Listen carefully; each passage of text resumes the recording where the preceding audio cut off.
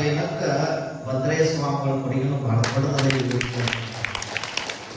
ನಿಮಗೆ ಯಾಕೆ ಗೊತ್ತಿ ಭದ್ರಯ್ಯ ಸ್ವಾಮಿಗಳು ಅಂದ್ರೆ ಭದ್ರಯ್ಯ ಸ್ವಾಮಿ ನಮ್ಮ ಭಾಗದಾಗೂ ಇಂಥ ಹಳ್ಳಿಗಳ ನಿರ್ಮಾಣ ಮಾಡ್ಯಾರ.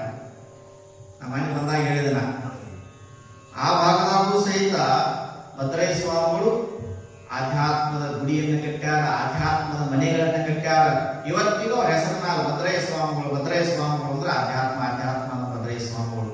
ಬಿರಡಿ ಒಳಗ ಆಧ್ಯಾತ್ಮ ನಿಂತದ ಅಂದ್ರೆ, ಬಿರಡಿ ಒಳಗ ಆಧ್ಯಾತ್ಮ ಜಾಗೃತದ ಅಂತಂದ್ರೆ, ಬಿರಡಿ ಒಳಗ ಭಕ್ತಿ ಜಾಗೃತದ ಅಂತಂದ್ರ ನಾನು ಬರ್ತಾ ನೋಡ್ತಾ ಇದ್ದೆ.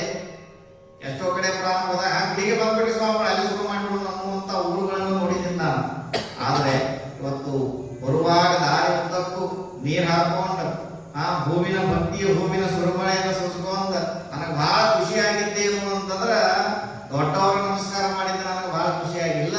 ನಾ ಬರ್ಬೇಕಾದ್ರೆ ಒಂದಿಬ್ರು ಸಣ್ಣ ಹುಡುಗರು ಇದ್ದೀಟ ಏನ್ರಿ ಅವ್ರ ಮೂಗನ್ಯಾಗ ಸುರುಮಂತ ಹೊಸ್ಕೊತಾರ ಗೊತ್ತಿಲ್ಲ. ಆದ್ರ ನಾ ಬರ್ಬೇಕಾದ್ರೆ ಹನಿ ಹಚ್ಚಿ ನಮಸ್ಕಾರ ಮಾಡಿದವಲ್ಲ, ಇದ ಬಿರಡಿ ತಾಕ, ಇದಕ್ಕಿಂತ ಬ್ಯಾರೆ ಏನು ಇಷ್ಟಿದ್ರ ಸಾಕ್ರಿ, ಇನ್ನೇನು ನಮ್ಮ ಜೀವನಕ್ಕೆ ಬೇಕಾಗಿಲ್ಲ.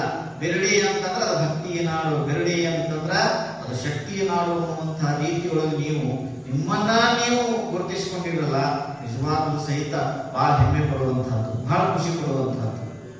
ಇಂಥ ಅಪರೂಪವಾಗಿರುವಂತಹ ಪುಣ್ಯದ ನೆಲದೊಳಗೆ, ಮಹಾದೇವನ ಈ ದಿವ್ಯ ಆಲಯದೊಳಗೆ ಒಂದು ತಿಂಗಳ ಪರ್ಯಂತರವಾಗಿ ನಾವೆಲ್ಲ ಪ್ರವಚನವನ್ನ ಆಲಿಸುವಂತಹ, ಪ್ರವಚನವನ್ನ ಕೇಳುವಂತಹ ಒಂದು ಅಪರೂಪದ ಗಳಿಗೆ ಇರುವಂತ ಒಂದು ತಿಂಗಳ.